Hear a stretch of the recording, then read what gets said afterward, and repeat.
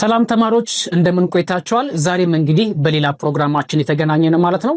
ዛሬ የምንመለከተው ለስድስተኛ ክፍል ለሚኒስትሪ ለሚፈተኑ ተማሪዎች ማለት ነው በ2018 ለነሱ የቀረበ የሞዴል ጥያቄዎች እንመለከታለን ማለት ነው። እንግዲህ በያላችሁበት ስፍራ ላይ ሆናችሁ እንደዚህ ያለ ይዘት ያለው ትምህርት ለምትማሩ ተማሪዎች ካላችሁ ይሄንን ቪዲዮ እስከ መጨረሻው ድረስ በማየት እናንተም በሂሳብ ትምህርት ጎበዝ መሆን ትችላላችሁ፣ ጥያቄዎችን በቀላሉ መስራት ትችላላችሁ የሚል ሐሳብ አለ ማለት ነው። እንግዲህ በየትኛውም ክልል ላይ ሆናችሁ እነዚህ ጥያቄዎችን የሚያገኛችሁ ከሆነ እነዚህን ጥያቄዎችን በቀላሉ እንዴት መስራት እንደምትችሉ አሁን ላሳያችሁ።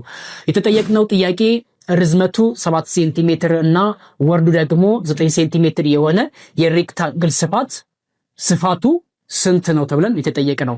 እንግዲህ ጥያቄያችሁን ይሄንን ጥያቄ ወደ መልሳችሁ ወይም ደግሞ ወደ ጥያቄው ከመሄዳችን በፊት መጀመሪያ ማድረግ ያለባችሁ ነገር ተማሪዎች ምንድን ማለት ነው? የመጀመሪያው ነገር የሚሰጣችሁን ጥያቄ ምን ማድረግ አለባችሁ? መረዳት አለባችሁ ማለት ነው።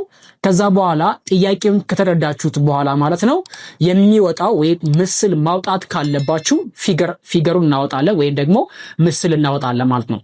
ስለዚህ ከጥያቄያችን አንጻር ደግሞ ሬክታንግል የሚለን ከሆነ አራት ጎን ያለው ጎን አራት ምስል ሆኖ ነገር ግን ሁለቱም ተቃራኒ ጎኖቹ ምን የሆኑ ማለት ነው እኩል የሆኑ እንደማለት ነው። እዚህ ጋር ይሄንን ምስል በምትመለከቱበት ሰዓት የሬክታንግል ምስል ነው ማለት ነው። እንግዲህ ሬክታንግል በሚነሳበት ሰዓት ደግሞ 490 ዲግሪ የሚለኩ አንግሎች ይኖሩታል ማለት ነው። ስለዚህ ይሄንንም በዚሁ ማወቅ ይጠበቅባቸዋል።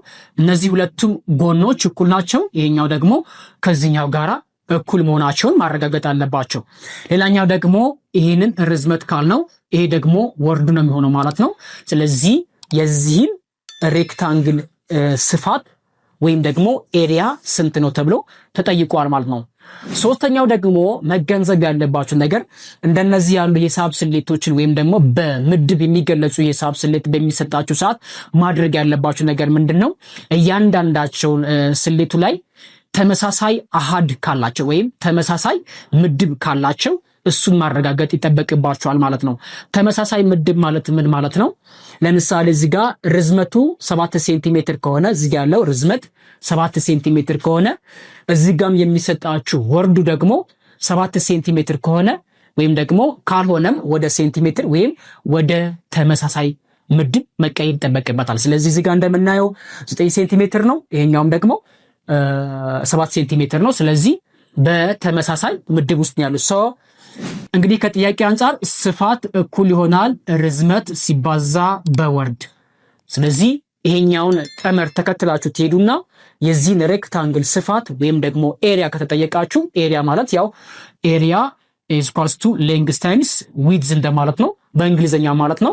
this one is ይሄኛው length እንለዋለን and this one is also width እንለዋለን ማለት። ስለዚህ በዚህ በጥያቄያችን ምሳሌ መሰረት ስፋት እኩል ይሆናል ርዝመት ሲባዛ በወርድ እንላለን። ስለዚህ እዚህ ጋር ማወቅ ያለባችሁ ነገር መጀመሪያ ተሰጣችሁ ወርዳችሁ ስንት ነው? 9 ሳንቲሜትር ነው። ስለዚህ ተመሳሳይ ምድብ ውስጥ መኖራቸው እናረጋግጣለን ማለት ነው። እንዲሁም ደግሞ ርዝመቱ ደግሞ 7 ሳንቲሜትር ነው። ስለዚህ 9 ሳንቲሜትር እና 7 ሳንቲሜትር በሳንቲሜትር ስለሆነ ተመሳሳይ ምድብ ውስጥ ያሉት ማለት። ስለዚህ ወደ ማስላቱ እንገባለን። በርዝመት ቦታ ርዝመት 7 ሴንቲሜትር ስለሆነ ስለዚህ 7 ሴንቲሜትር ሲባዛ በ9 ሳንቲሜትር ብለን ካሰላም በኋላ መልሳችን 7 ሲባዛ በ9 63 እንላለን። ነገር ግን እዚህ ጋር ብዙ ጊዜ በመናስተምርበት ሰዓት ወይም ደግሞ ተማሪዎች በሚማሩበት ሰዓት የሚስቱት ወይም ደግሞ የሚሳሳቱት ነገር ምንድነው? ብዙ ጊዜ ስፋት የሚገለጸው በካሬ ነው ማለት ነው። ካሬ ነው ማለት ምን ማለት ነው?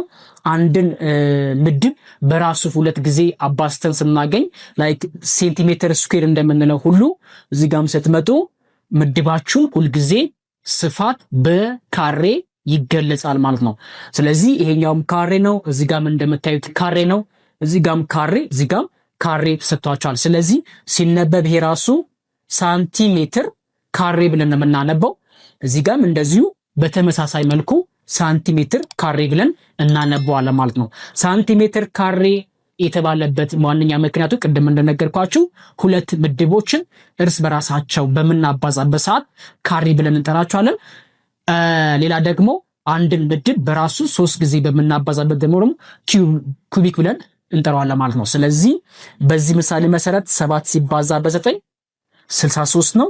ሳንቲሜትር ሲባዛ ሳንቲሜትር ቅድም እንደነገርኳችሁ ሳንቲሜትር ካሬ ነው የሚሆነው። ስለዚህ ሳንቲሜትር ካሬ ነው የሚሆነው። ስለዚህ መልሳችሁ እንደዚህ አስልታችሁ ከጨረሳችሁ በኋላ ምርጫችሁ ላይ ትፈልጋላችሁ። ስለዚህ መልሳችሁ እርግጠኛ ነኝ ሐመር ውሃ እንደምትሉት ተስፋ አደርጋለሁ ማለት ነው። እንግዲህ በዚህ ምሳሌ መሰረት በርካታ ጥያቄዎችን እናንተ መስራት ትችላላችሁ ማለት ነው።